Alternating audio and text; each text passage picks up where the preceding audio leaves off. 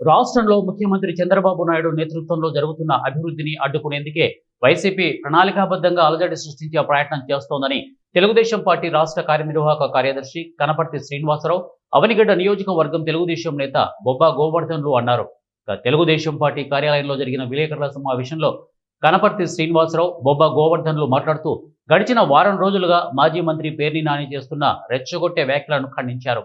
పేర్ని నాని పిచ్చి పట్టిన కుక్కల మురుగుతూ ప్రశాంతంగా ఉన్న రాష్ట్రంలో అలజడి సృష్టించే విధంగా వ్యవహరిస్తున్నారని ఆరోపించారు. పిచ్చి పట్టిన వాడిలా జిల్లా అంతటా తిరుగుతూ చంద్రబాబు నాయుడు వయస్సు గురించి పచ్చి మాటలు మాట్లాడుతున్నారని, ఒళ్ళు దగ్గర పెట్టుకుని మాట్లాడాలని, లేకుంటే చెప్పు దెబ్బలు తగులుతాయని హెచ్చరించారు. గడిచిన సంవత్సర కాలంలో ముఖ్యమంత్రి చంద్రబాబు నాయుడు, ఉప ముఖ్యమంత్రి పవన్ కళ్యాణ్ల నేతృత్వంలో రాష్ట్రంలో పెట్టుబడుల వరద కొనసాగుతోందని, గడిచిన 5 ఏళ్ల వైసీపీ పాలనలో ఆశలు కోల్పోయిన యువత నేడు తమ భవిష్యత్తు గురించి ధీమాగా ఉన్నారని అన్నారు. రాష్ట్రంలో పెరుగుతున్న పెట్టుబడులు, ఉపాధి అవకాశాలు చూసి ఓర్వలేక జగన్ రెడ్డి ప్రాంతానికి ఒక సైకోను రంగంలోకి దింపి అలజడులు చెలరేగల రెచ్చగొట్టే వ్యాఖ్యలు చేస్తున్నారని ఆగ్రహం వ్యక్తం చేశారు. 15 రోజులు మీ భార్యాభర్తలు అప్స్కాండ్ అయ్యారు, అడ్రస్ లేకుండా పారిపోయారు. నీకు దమ్ము ధైర్యం ఉంటే నేను కనుక తప్పు చేయలేదు నీకు అనిపిస్తే నన్ను ఉండొచ్చుగా. నువ్వు ఇవాళ నాట్ టు బి అరెస్టెడ్ తెచ్చుకొని కోర్టు నుంచి పేపర్ తెచ్చుకొని నన్ను దమ్ముంటే అరెస్ట్ చేయండి ఏదో అంటారు, సంతలో కలిసి అందులో కాళ్ళు పట్టుకోవటం అంటే సిగ్గుండాలి చంద్రబాబు నాయుడు. నువ్వేమన్నావు? మా శ్రీమతి జయసుధని అరెస్ట్ చేయమని ఎవరో అడిగారు. అడిగితే ఏంటయా మహిళలను అరెస్ట్ చేయొచ్చో తప్పు కదా, మీరు మగాళ్ళు చూసుకొని ఏదంటే అబ్బాయి అన్నాడని చెప్పి నువ్వే అన్నావు. మరి అదే నోటితో ఇవాళ చంద్రబాబు నాయుడు గారిని ఎలా విమర్శిస్తా ఉన్నా? కాబట్టి పేరుని ఒళ్ళు దగ్గర పెట్టుకొని మాట్లాడు.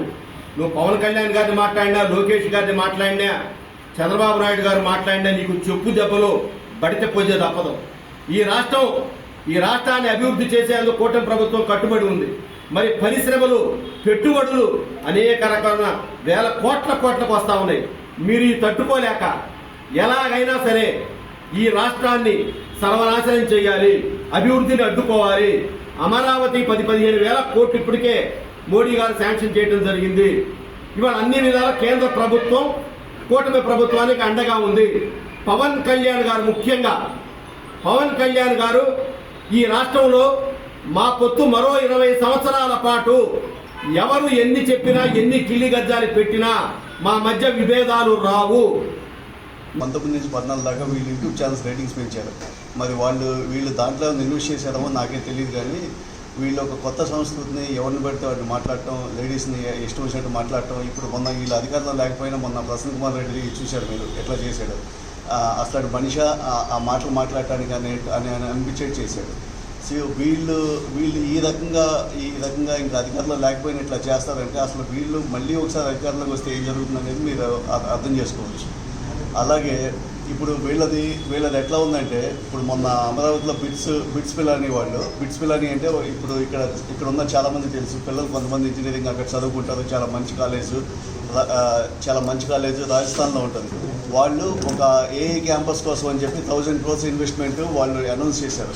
ఎక్కడ అమరావతిలో ఏఐ క్యాంపస్, దానికన్నా 1000 కోట్ల ఇన్వెస్ట్మెంట్.